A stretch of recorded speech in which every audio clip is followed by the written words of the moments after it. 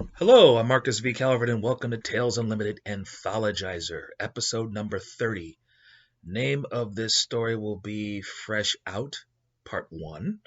Um, Here's what I got. What if there's those tiny little inner city libraries where, okay, I would never want to do a paper here, like a serious college level paper, not like a 2 or 3 story library. It's like a tiny little thing, right?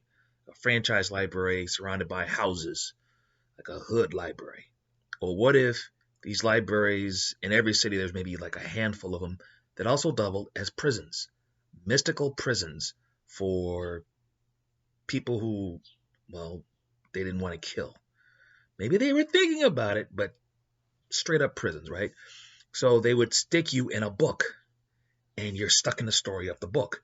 So in this case, the protagonist, trying to think of a name for him, but basically he gets thrown into actually I'm thinking Tyler something. I don't know. Anyway, he gets thrown into a dime romance novel amongst a stack of dime romance novels for 27 years. The books come, the books go, but his stays there. And the librarians are wizards, powerful, all knowing, all seeing within their library, right? I mean, if someone tried to check that book out, they'd just be like, no. You change your mind, you can't find it, something like that. The book stays there, never leaves the building. And the amount of time it would take a normal person to read the book, he is forced to just watch from an observer's point of view, like he's I don't know, the camera crew in an episode of something on the Hallmark Channel, only with raunchy sex, and then over and over and over. Now, what did he do? I got to get to that, but I'm thinking that he's a genius level wizard, like so smart he could probably have just been an arms dealer, and his fixer gives him clients, and he is okay. You need a special type of rail gun. You need a modified doohickey thing. Yes, it kind of touches on superheroes and comic book stuff, but at the same time, it might not. It might just be like a world of super science and urban fantasy mixed. I don't know. But you don't see people in tights in this one. But these two clients come to him and they have specs for something they can't make because a lot of the materials haven't been invented yet. So they need him to reverse engineer it so it can be made with existing materials for the same effect.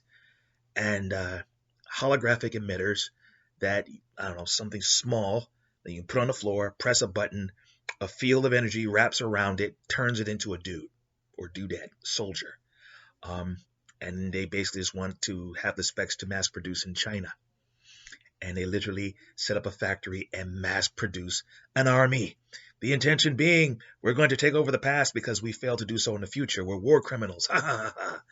And it gets ugly, and somehow wizards step in and stop it. That's where I'm at. So I like it. It has teeth. I'm gonna get it done this time. Get it done. So that's Tales Unlimited, Anthologizer, episode 30, stories fresh out, part 1 of 3. Um, and I'm Marcus V. Calvert. I'll see you tomorrow. I'm going to get this story. I'm going to knock it out the park. I mean, a wizard arms dealer. I mean, I actually have to put that in a larger piece. It's the nice thing about writing short stories. It's just the absurd ideas that could come with it if you just let your mind go there. Or like the idea of a library prison. Like, what if someone stuck you in Gulliver's Travels? What if someone stuck you in The Passionate Falls of Nancy, blah, blah, blah? Or, hell, a Nancy Drew novel, that'd even be worse. God. Or like a children's coloring book over and over and over again for 27 years. Now, what I have in my head is, I mean, he literally is fresh out the joint, quote unquote, and someone comes to him with a job. I mean, before he even leaves the library parking lot, someone's got a job for him. But there are complications. I'll have to throw them in. But that's where I'm at. Okay, shutting up now. Bye.